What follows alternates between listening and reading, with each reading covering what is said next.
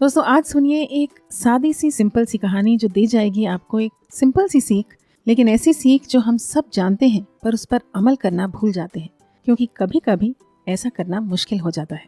एक समय की बात है, एक साधु एक जंगल में एक कुटी बनाकर रहते थे। दूर दूर से लोग उनके पास अपनी समस्याएं लेकर आते और वहां से संतुष्ट होकर जाते थे। कुटी का रास्ता नुकीले पत्थरों और कंटीली झाड़ियों से भरा हुआ था। साधु तक पहुंचने में लोगों को काफी कष्ट उठाना पड़ता था। उस जमाने में अधिकतर लोग नंगे पैर ही चला करते थे। साधु की कुटिया तक पहुंचते पहुंचते अक्सर लोगों के पांव कांटों के चुभने से लहूलुहान हो जाते थे। तो एक व्यक्ति ने साधु से कहा, महाराज, आपके पास आने में हमें बहुत कष्ट उठाना पड़ता है।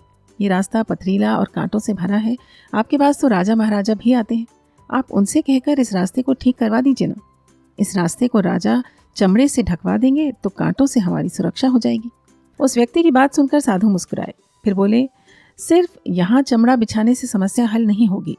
तुम लोग तो अपने काम से अलग अलग जगह जाते रहते हो। दुनिया में अनगिनत कंटीले और पथरीले रास्ते हैं।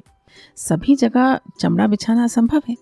हाँ, यदि तुम अपने पैरों को चमड़े से ढक लो तो किसी भी रास्ते पर सुरक्षित चल सकते हो। तो वह व्यक्ति सर झुकाकर बोला, हाँ गुरुजी, मैं आपकी बात पर अमल करूंगा। अगली बार जब वो व्यक्ति आया तो उसके पैरों में जूते थे। इस बार उसने साधु से शिकायत नहीं की। साधु ने उससे कहा, इस जूते वाली बात में एक गहरा अर्थ छिपा है, उसे समझना जरूरी है। तो उस व्यक्ति ने और वहां इकट्ठी भीड़ ने सभी ने जिज्ञासा भरी नजरों से उन्हें देखा। साधु बोले, बहुत सीधी सी बात है। सबको सुधारने की कोशिश करने के बजाय खुद को सुधारो।